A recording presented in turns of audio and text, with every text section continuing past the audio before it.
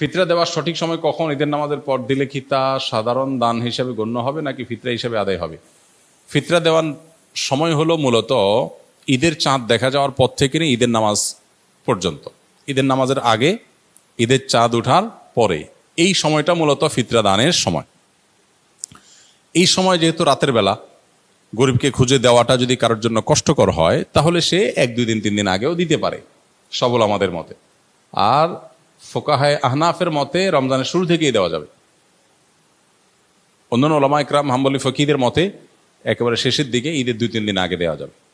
অতএব আপনি ভালো হয় চাঁদ রাতে দিলেন বা ঈদগাহে যাওয়ার আগে দিলেন, আর গরিব যাতে একটু প্রিপারেশন নিতে পারে, আগে ভাগে ব্যবস্থা নিতে পারে, তারা 1-2 দিন আগে দিতে পারলেন, তার বাসায় পৌঁছে দিলেন, যাতে সে ঈদটা নিশ্চিন্তে উদযাপন করতে পারে।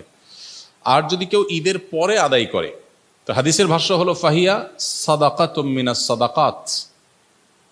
ঈদের পরে যদি কেউ ফিতরা দেয় তাহলে সেটাও দান, অন্য 10টা দানের মতো হলো, ফিতরা আদায় হয়ে যাবে। কিন্তু ফিতরা আদায়ের যে মাহাত্ম্য, যে মর্যাদা, এটা পূর্ণভাবে পেতে হলে তাকে ঈদগাহে ঈদের নামাজের আগে দিতে হবে। ঈদের নামাজের পরে দিলে আদায় হয়ে যাবে, কিন্তু ফিতরার যে মাহাত্ম্য সেটা পূর্ণভাবে সে আর পাবে না।